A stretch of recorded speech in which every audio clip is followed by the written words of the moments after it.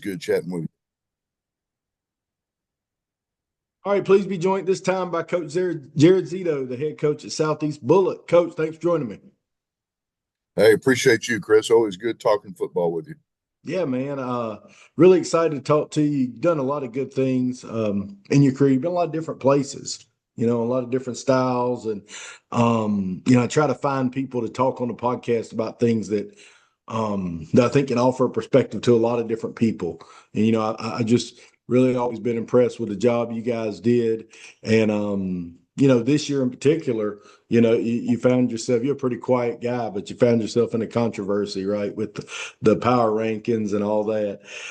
Maybe people assume we're going to talk about that. So if you got anything to say about that, say it. Then we're going to talk about player leadership and just how hard it is to win and what you got to do to win. But I do know it was a challenging end of the season, right?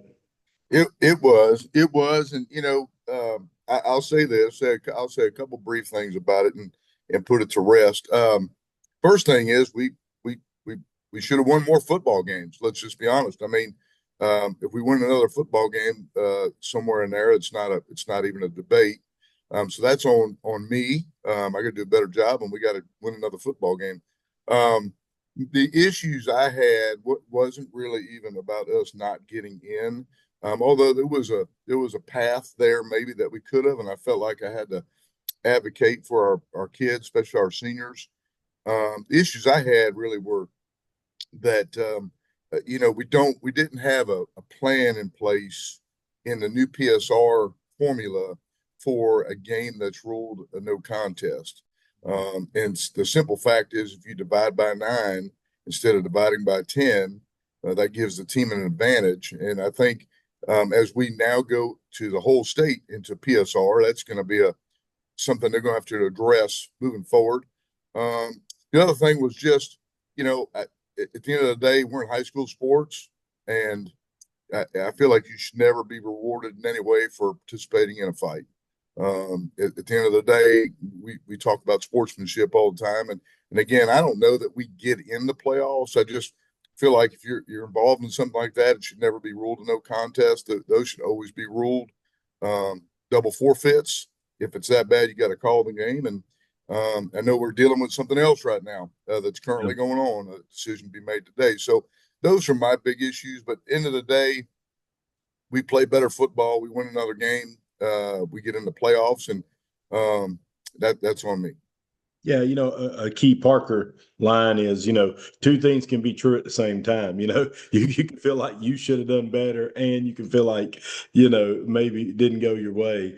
For people a little confused with that, we got people all over the country every now and listening at Coach Zito's team in Georgia, did not make the playoffs. And they use power rankings in that classification. And one team was 5-4, one team was 5-5, and they had beaten that team. And it just, the computer's not going to get it right all the time because of the eye test. I do think the computer probably gets it right more than the eye test. If you went over a sample of 100 different scenarios, the computer would get it right more than just common sense. But actually, common sense is going to get it right every now and then. And I think that's the danger you have when you do something new and you work out the kinks. And a macro thing, of course, you don't want to hear this, but a macro thing is there's a few issues you work through for the greater good. When you're one of the few issues, it don't feel like one of the few things, baby. So you don't have to feel bad about that. and the real point of it was, number one, I'm always a person that's going to speak up for what I think's right. Mm-hmm. And even if that, I knew it probably wasn't going to change anything this year, but the reality is there do need to be adjustments moving forward for the greater good of the whole state. And I've made those suggestions to the powers that be and just said, the power ranking, I think, is a good idea for the most part. I do think there need to be some things in place, like we said, having a point value for something that is ruled a no contest that would be out of the control of the players, some type of natural disaster or something, because that could happen. The other thing is actually happened. The last several years, we didn't this year, but year before last, we had a hurricane that took out a bunch of different teams, played 9 games, and of course COVID, and there's all kind of factors lately that people have been playing 9 games for a lot of reasons. Right. And I think there just needs to be like now that we're in that PSR world, they're going to have to come up with some type of point value, or you still divide by 10, or I mean, my suggestions were maybe you give a team a 0.45 for a no contest. That's kind of a, point 0.9 is a home win, and then you still get the other parts of the equation factored in, the opponents and the opponents' opponents. The other thing I thought was some things it need to be written in where they say, okay, power rankings, we're going to use power rankings, but in a what if now this isn't going to apply moving forward because there's no more 1 through 4s. You just get a region champ. But in last year's system, if a team and another team have the same amount of region wins and and head to head, one team beat the other, you they should be moved ahead. They should be in front of Right. the other team. In our scenario, that wasn't the case. We had the same number of region wins, and we beat them head to head. But because of that Yeah. 10th game being ruled no contest, that created some of the dilemma. But like I said, at the end of the day, Southeast Bulloch and Jared Zito win one more game, and we're not even discussing this Yeah. right now. That's right. And I mean, I just knew I'd get hammered if I didn't at least ask you about it. But I'm good with that topic. I mean, I think, you know, to summarize that, you've been around a while, and one thing I want to talk to you about is, these 18 years in Georgia being a head coach at, 4 different places, all different places. I think that's what you can really offer people listening to this. But some of those dudes we coached with a long time ago would be laughing at us that we're sitting there talking about 0.9s and 0.45. We're like, get your ass out there and just win the football game. Like we got some math majors coming in here now. We used to not have that. Oh, That's right. That's right. coach. I agree. And listen, there's a at the end of the day, you can control what you can control, and as head football coaches, we control our programs and our what we do. And again, I'll take that responsibility 100%. Win more games, and it's not a debate. It's just I think it'll be interesting to me now that the quote unquote big boys are going to be in this power ranking system. Mm-hmm. Yeah, I think we need to have some adjustments made because if this was some of the South Georgia or North Georgia teams that are powers, um, uh, it'd be a little different. yeah, it'll be a little Yeah, different. it'd be a little different. Coach, I want to focus on. We hit a bunch of topics, but I want to focus on player leadership. I think it's such a critical thing, and I think it's even harder than it's ever been to get player leadership. Maybe that's just the old man in me, but it feels that way. So let's talk about you for a minute as we build to that. And you were the head coach at North Forsyth, you were the head coach at Decula, you were the head coach at Ola, you're the head coach at Southeast Bulloch. So you've been in metro area, south of Atlanta and Henry County, the Forsyth, Gwinnett area. As assistant coach, I know you're in Cherokee and some other places, but then now you're in South Georgia down in that Statesboro area. So, what's been consistent throughout all those stops, throughout how football's changed with building leadership? And of course, the next question obviously is what's been different. Like what, but what's the same? What's something that you noticed is no matter where I've been, different places, different administrations, different levels of care about football. There's a lot of difference when you look at that list of schools, right? So, but what's been the same? Well, I think kids are the same. Kids are the same just about anywhere. I mean, that I've struggled. One of the reasons I put that down to talk about it because, I over the last this is going to be year 29 for me coming up, and you look back. I tell our teams all the time. Every good team I've had the opportunity and was fortunate enough to coach. Number one, we had good players. Let's just start with that. It means why college recruiting is what it is. I had a really good staff around me of guys. You got your administration, your community, your parents, your boosters, all that stuff, and then there's that last little piece I think called team chemistry slash player led teams and leadership. And I used to think there was a couple of years that I thought I could teach leadership, and I've continued to try to teach it, and will continue to teach it. But every team that I've had that's been really good, there were natural leaders on that team. I didn't really give them any instructions on what to do, and they all did it in kind of their own way. But they were the catalyst, and I can go back to every team and name maybe two or three or four of those kids that drove the team. Mhm. And it's just interesting to me because I'm just finishing my EDS and coaching pedagogy this week, and that's one of the topics is, can you can you can you teach that, or is that just you allow that to happen? You got to give them maybe the venue or Mhm. the platform to lead on. Coaches want to sometimes control everything, and I think sometimes if you got those natural leaders, you let them kind of lead things. And I think that's the missing little piece of Yeah. magic dust that every program, when you have it, you feel like coaching's easy. You're like, this thing Mhm. is simple. And when you don't have it, you can't quite put your finger on it, but something was missing. Yeah, I agree, Coach. That's actually a great way to put it. I think it is everybody's ever coached. It just seems coincidental that those better seasons also had some player leaders, and I would say that it's probably a piece of the puzzle with a lot of things. Like just like a lot of things in life, it comes natural to some people, and you as a coach got to pull them through the last 10%, or the last 15%, kind of like a talented player too, right? We're not teaching them everything; we're just trying to get them a little better. Um, I think some kids are better at leadership than others. I think, but you as a coach can hone that. You just can't build it from nothing. And I think that's what you're saying. You're fooling yourself if you think you can build player leadership from nothing. So you have to start with, and I'd say this is probably true at the 5 different times you walked in the door day one.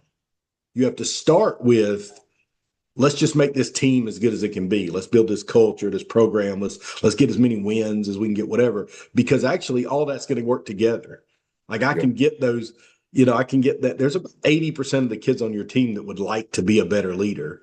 There's about 10% of those kids that anybody can make a better leader, and there's the other 70%. You're going to determine it based on how good the team is, based on the culture, based on the facilities, based on a lot of things.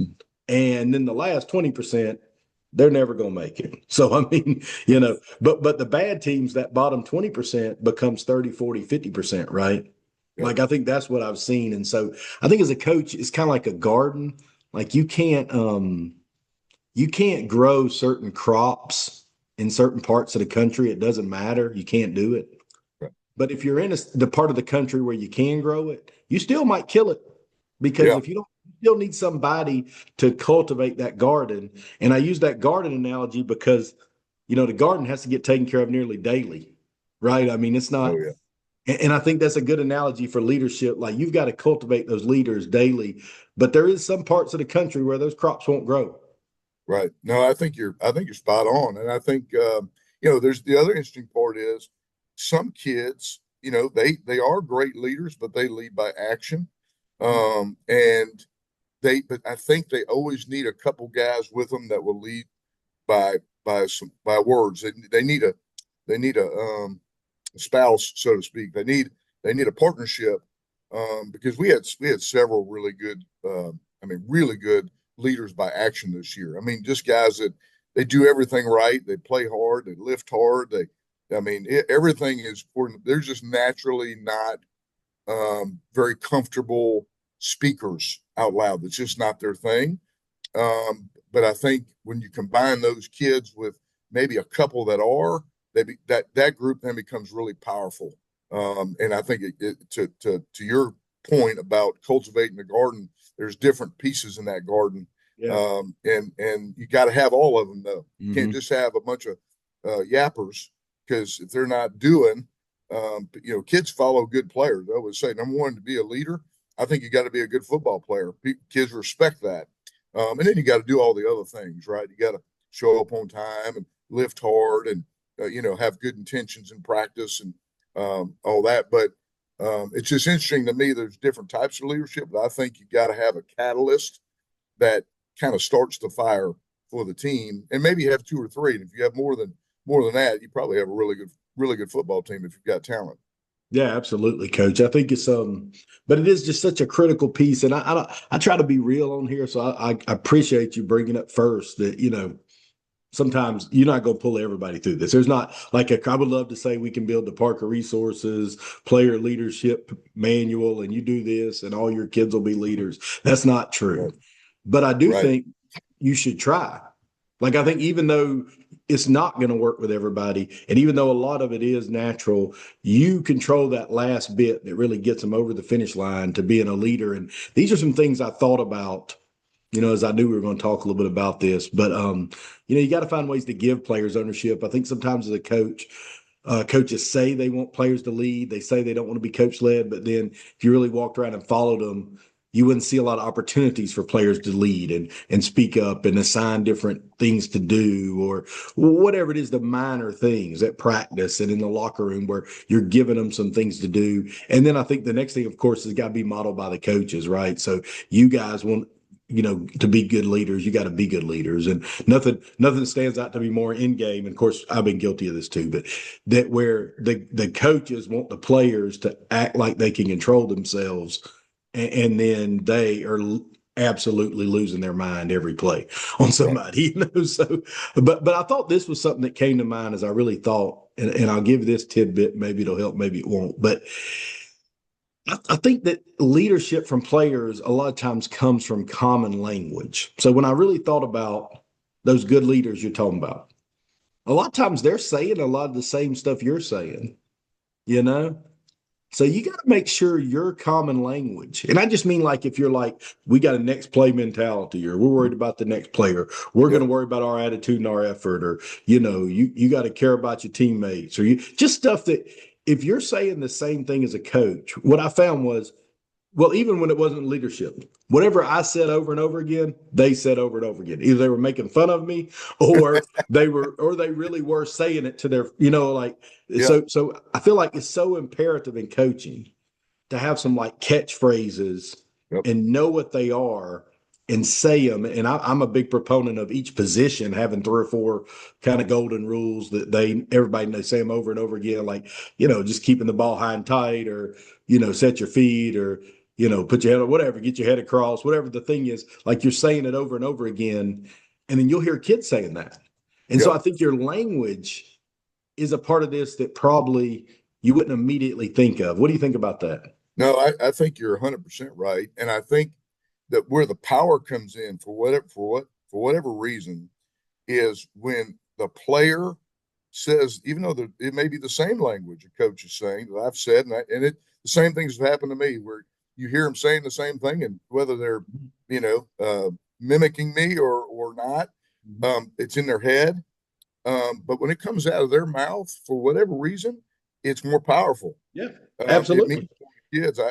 And that's what I've tried to tell our guys. Like, you don't realize the power you have over your own team. And so one of the things we did this year, because this year's team is a really strange year in a lot of ways. I felt like we were better than we were last year, and I felt like we were. I mean, we were a good group. Kids worked hard. Couldn't ask really anything more from them. We played the two top teams in our region much better than we did last year, and maybe could have or should have won at least one of them. The bottom tier teams, we basically at halftime we took all our starters out, Mhm. and some of the teams that are kind of more equal to us in terms of talent and coaching and all those things, they were a little better, to be honest, than they were last year. They improved. Hats off to those guys, Statesboro, Long, and Liberty in particular. And we didn't quite play to that to our level really in those games. That all being said, we were struggling with having some player led leadership this year in words, not in action. Because our kids, again, they played hard, they practiced hard. So one thing I started doing, I tried to do it in front of me. I gave them an opportunity to kind of talk, and we had one or two guys get up and say something, but it was kind of awkward. And I was actually talking with Brandon Peterson, our offensive line coach, who's our head baseball coach. He's been around a long time, and on a bus ride about it. And he said, sometimes in baseball, I'll just send our guys out to right field and let them talk with each other. so I kind of got that idea. And so I think it was Groves. We're playing Groves. I started that game about, we come in around 7 o'clock. I usually address the team about 7:15, and about 7:05 or 7:08, I came in. I said, all right, you got about 5 minutes or so on your own. I pulled every coach and out of there, and I said, you guys talk amongst yourselves. And honestly, it was one of the more powerful things we did. You could hear them hooting and hollering and kind of getting going. And my son's on the team, and so he would tell me how, Dad, that was really, really good. So that's just something I'd never done before, to try to give them that platform without it being pressured up with the coach in front of them. Or some kids think you're just saying things to suck up to the coach. Mm-hmm. And so that was one thing we did do, that we're going to continue to do, just giving them little areas to talk to each other in their own language for about 5 minutes.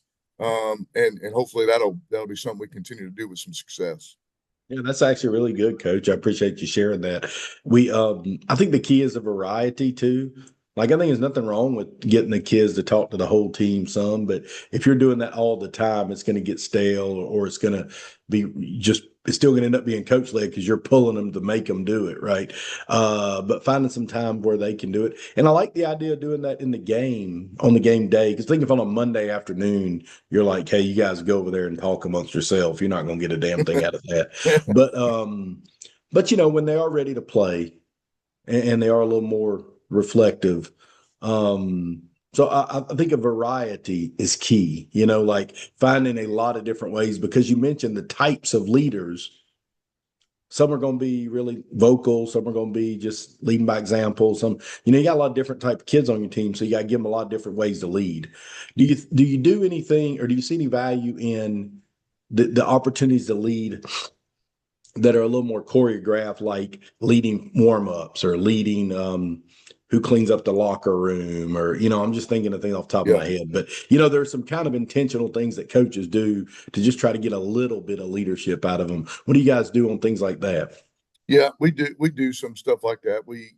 Our locker room cleanup is usually by class. And so they're in charge of, taking care of that each day after practice. And those guys kind of take care of that. Our Friday night group is always our leadership council group, which is another way I've tried to encourage leadership. Is that group is voted by our team, and we choose. I think it's, we start out with 4 seniors, Mhm. 3 juniors, a sophomore, a freshman. Sometimes we have more if there's a tie, and I'll use that group. I'll meet with them weekly, really, as I'll kind of give them the kind of what I'm thinking, and I and for the week, and let them kind of disseminate that to their, not only their class, but every kid has their own clique of groups that they talk to.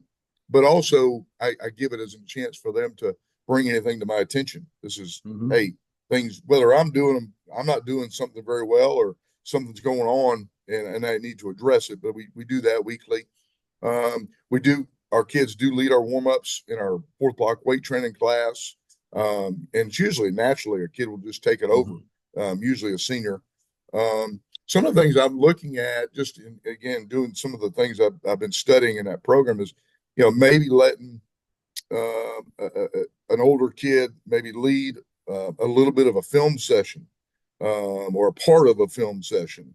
And maybe it's the linebacker on defense, or it's the quarterback on offense. I haven't really put all that together, but giving them small tidbits to lead their teammates in a small setting.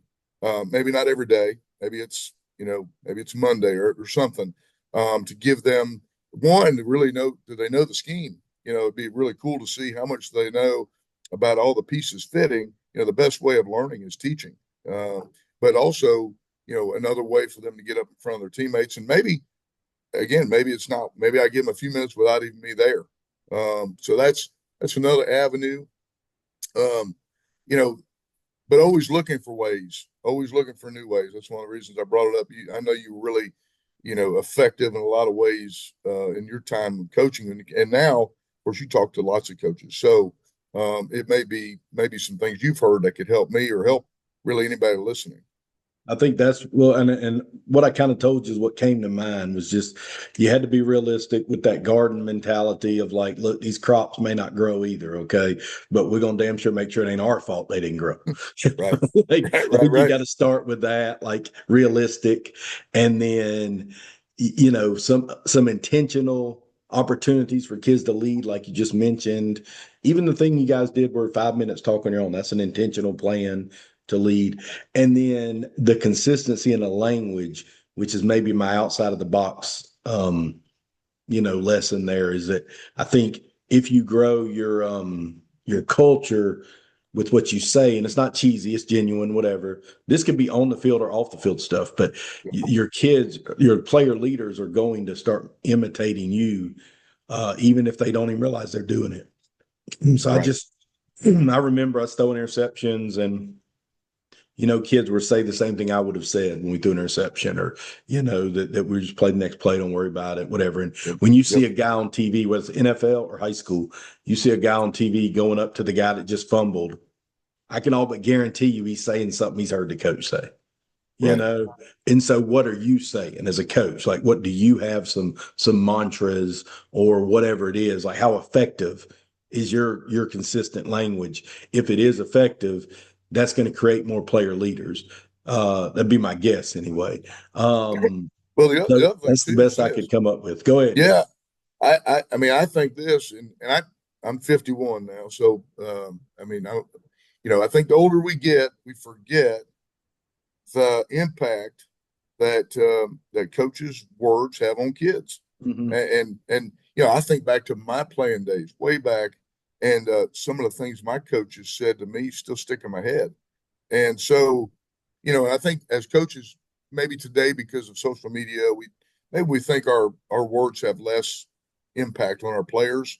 But there are times, like I said, I hear the same things from our kids. I got a great little story. This just came up a couple of weeks ago. Chris Rodriguez, who played for me at Ola High School, is now with the Commanders. I was texting with him not too long ago. I think it was, during maybe it was during camp or something. And he said, Coach, I told our running back room something that stuck in my head that you said to me as a sophomore. And I still remember it. He was having a bad day and wasn't doing things right, wasn't playing with great effort. And I threw him out of the drill, sent him to the sideline. And he was the kind of kid that would feel bad. He really, like, he disappointed me. And he's over there kind of with a tear in his eye. And I ran over there and later, and I said, "Man, what's going on with you today?" He said, "Coach, I'm just having a bad day." And I said, "Well, Chris, the difference between great players and average players is great players don't have bad days." Mhm. And I didn't even think about it. I just said it. And he told me, like I said, during camp, he said, "Coach, I use that quote you said on me to our running back room because they're all having a bad day." And he said, "Guys, my high school coach told me one time, difference between a great player and a good player is great players don't have bad days." So you never know when that one little thing sticks in their head. And I got to remember that as an adult. Yeah. Sometimes we don't give ourselves enough credit for saying the right things or the wrong things. Yeah, that's so true. And I feel like the guy that's a whole nother, like we talk an hour about that because the older you get, the more you do realize that and you regret that when you had a lot, as a younger person, I had a lot more authority over that. I was at practice with all these kids. Now I'm not. And I didn't even realize how much influence you probably had. I can't tell you how many guys I coached that they go and talk to Chris Lamb on the other podcast. He does a great job.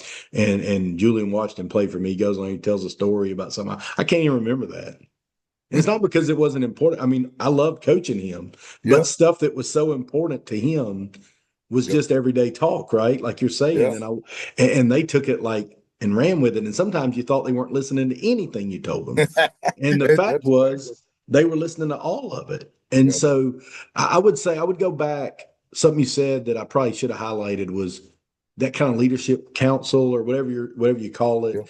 the group where you have some seniors, juniors, sophomores, and you meet with them weekly. If you're not doing that, if you're listening to this and you're not doing that, you should do that at a minimum, because what you're going to find is that's going to fix a lot of problems, not just player leadership, but the communication piece there is important. So take the 5 or 10 minutes, even if it's only got to take 10 minutes. I mean, take 10 Yep. minutes a week and talk to these guys. and then let that message permeate into some other guys. And there's a group you can go to. I felt like that was really impactful. And so if you're not doing that, do it. Because I thought sometimes in the middle of my coaching career, I thought I was wasting my time with some stuff like that because it felt like they weren't listening. Like I was forcing all these extra things, and we just needed to hand the ball off to the good kid and get out of the way, you know. Yeah. But now getting away from it, I actually wish I'd done even more of that. So Hey, if that means anything, that is how I feel. and I'll say this, Chris. I didn't always do that. I've always been big on our seniors being our leaders. That's just kind of been my, for as long as I was coaching. And some years your seniors aren't your best leaders. Yeah. Here's what I found out. I found this out almost the hard way early on coaching. I had a I had a group. I was a head coach at Spruce Creek in Florida a long time ago. I made a comment to the team about how I had shared my, I don't know, my vision or my plan with the seniors. And I did, I think I did. They were at my house for the pre season party or whatever I hold for them. And it's something, a whole nother thing I do just for my seniors. But the younger kids, the juniors, sophomores, and freshmen, they felt like they weren't a part of the plan. Even though that's not really what I meant. And there was no Mhm. separate plan. I just said those words. And, anyways, it really I had to do some mending of fences real quick because kids thought they were out of the loop because they weren't seniors. And anyways, through years of just contemplating it, Mhm. I started holding this leadership council, and I let the kids vote on who these kids are. I don't pick them. Mhm. Sure. So I'm like, hey, your teammates have picked you, and just meeting with them for, like you said, 10, 15 minutes, it makes more kids feel like they're part of the plan, that secret plan that I might have, even though there is no secret plan. But you never know how kids take things, and that's something I had to learn through really a fault of my own. Yeah, that's really good, Coach. I think it's what you're going to find is most people feel that way, and I hope that people that haven't been the head coach yet, who do a lot of that is a lot of who listens to this, people that haven't done what you and I've done. And I really hope some of them learn some of this stuff that I wish I'd have learned, before. And I know some of that has to come with time. You can't learn it until you do it, right? But I just really, one of the reasons I do this because I suck at golf, and I don't really this is not, it's not lucrative for me in any way. It's something to do in addition to my real job. But I do really hope some people can learn from the stuff you and I've learned along the way, and I hope that people can appreciate that if you've been the coach, and we're just talking about Georgia here, but you've been the coach in Georgia for 18 years now. Isn't that crazy? 18 different years. It puts you in it's got to be in the top 10% of people that made it that long. I'm saying the Yeah. coach is hard to coach 18 years in a state, even at a few different places. So what I'll get you out of here on this. Thinking about those 18 different teams that you're the head coach of in Georgia, what's a key philosophy that you just kind of have evolved? I know how hard it is to win, and that's one thing, just how hard it is to win. And talk a little bit about stuff you've learned along the way that you wish these young guys, and I don't even know if they got to be young, you wish the guys that they're actively right now, like begging for a job, right? Like praying, talking to anybody that'll listen. And there's nothing wrong with that. I'm not making fun. They're doing everything they can do to try to talk somebody into giving them a head coaching job, right? They just desperately want one. When they get it, what do you wish they knew? Wow.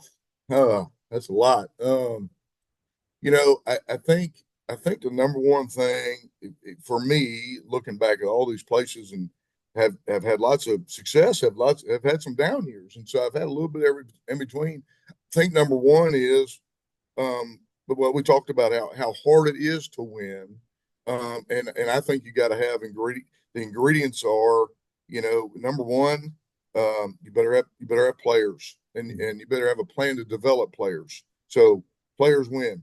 Number two, you better have a great staff around you. Can't do it by yourself. I was a young 26-year-old head coach who thought I could, and I found out real quick when I went 0-10 my first year out, that I couldn't. So hire good, have go where there's players, and then have a plan to develop the players you have. Hire good people. Don't be afraid to hire people smarter than you. I love hiring ex-head coaches. Mhm. You don't have to be the smartest guy in the room all the time. And I had to learn that. I'm by nature, I'm an emotional, passionate, and stubborn guy. And I had to be more flexible in a lot of things I do. And that's not my nature. My nature, I'm a Leo. I'm a charger, I'm a leader. And by nature, I want to have the plan. But I've learned that there's other ways to do things. And it takes me a minute sometimes, even in our staff meetings. I may I always tell them, I said, guys, throw ideas at me. I may not take them in the moment. Let me process them for a day or two, and I may come back on Monday morning and say, let's do that. That's a great idea. But learning how to be flexible, um, you know, follow great administration. I see that all the time now, and that's hard. And administrators change jobs, so you may take the job with the right person that you are aligned with. I think alignment administratively is key. And then, gosh, you got to have so many people. Think about all the people, and you know this: parents, your boosters, your teachers, your faculty. Everybody's got to be on board with the things you're doing, especially if you're at a place that maybe you're just not oozing with talent to push that thing forward. And then at the end of the day, I think about this: how many times can we do everything right? I mean, I'm talking about the off season, the spring, the summer, practice schedule, everything. You feel like you got it all lined up right, and the ball just doesn't bounce your way a few Mhm. times, It or happens. the call doesn't. It's two or three plays a game that may make a difference. They always say there's three plays a game, and I would say you can count them on a hand. Sometimes it's five, and you make. Last year we go 10-3, and this year we go 5-5. And honestly, I think there's about 7 or 8 plays that were the difference. And Mhm. I felt like we did a better job coaching this year. And I felt like our kids did everything we asked them to do. So understanding maybe how hard it is, and it's a nonstop process. Like we started, we've already started on next year, and that happened literally the week after the last game. You can't just show up on Friday night. Not in this state. Too many good coaches, too many good teams. You better have a year-round plan, and then understand that plan may not work. And just you got to be persistent. Like I said, my stubbornness helps me because when you have a down year, it kind of fuels my fire. It's one of the reasons I've moved job to job. I mean, there's multiple reasons, but I love the challenge of doing something that hadn't been done or it hadn't been done in a while. That's for whatever reason that really, Mhm. you know, gets my edge going. But you got to have all the, you can't do it by yourself. You That's got to right. have lots of pieces. Coach, that's really well said and summarize some pretty macro problems there. We're talking about some big stuff, but all that's handled by just good effort, good attitude, and I would add in the people looking for jobs and all that you got to be real careful assuming all the people before you were morons. Like you're going to come in there and just fix everything. Like if the place has struggled, it's probably struggled for a reason. Now you can come in and fix it. I was at two places that struggled, they got better. You've been at some places that struggled and they got better. So I'm not saying you can't have that attitude, but I think the attitude I had, and I know you did, and is if you are going to take over places struggling, just go be you. Don't worry about what they did before. Don't criticize that. Don't that doesn't do any good. And you're probably going to find that they had some problems you're going to endure as well. So it's going to be challenging. It's going to be worth it, but it's going to be challenging. Yeah. So Coach, I really appreciate you taking some time to talk to me. Looking forward to following you guys next year. And that area down there is getting better. You guys have gotten on the rise the last 5 years or so. You've been way better, and Statesboro's getting better, and Long County didn't win a game a decade, and now they're winning. So I mean, Listen, that area is getting better, man. they are we listen, Coach. The job Coach Feaster done at Long County is really unbelievable. They came out they flat kicked our butt this year, and him and I become pretty good friends, and Statesboro that's become a really good little rivalry. Again, trying to create a rivalry was important to us here. We'd never really played Statesboro before I got here, so yeah, making it harder. Um, I'm going to add one more thing to what you're talking about. The guys listening to this, because I get guys calling me on interviews, and and you made a great point about one, the people before you probably weren't morons. A lot of really good coaches have been fired, including myself. So, they say if you coach long enough, Yeah. you've been fired or you're gonna get fired. But I think this is really important. Don't go into the interview trying to get the job. Hmm. And what I mean by that is don't Yep. tell them all the things you think they want to hear, Yep. because if you can't do the things that you say in the Yeah. interview, you're done. Yeah. Everything's about a fit. So you go in and be you, and they'll decide if you fit what they think they need. And if you're the fit, they're going to support you all the way to the end. And if you weren't, you just trying to win the job, you're going to have a hard time being that person that you're really not. Yeah, you don't want to trick people into hiring you. Right. The end result of that's no good. It's Right. nice if you say you don't want to trick anybody into marrying you. You don't want to trick anybody into being your friend. Don't tell my Yeah. wife. Well, I did have to trick her, but there was good intention there. So I Yeah. did have to. Coach, man, appreciate you. Hope you and your family doing well. And I'm here anytime if I can ever help you in any way. Yes, sir. Happy Thanksgiving to you and yours. Appreciate your time. Thanks, Coach. See you. Right.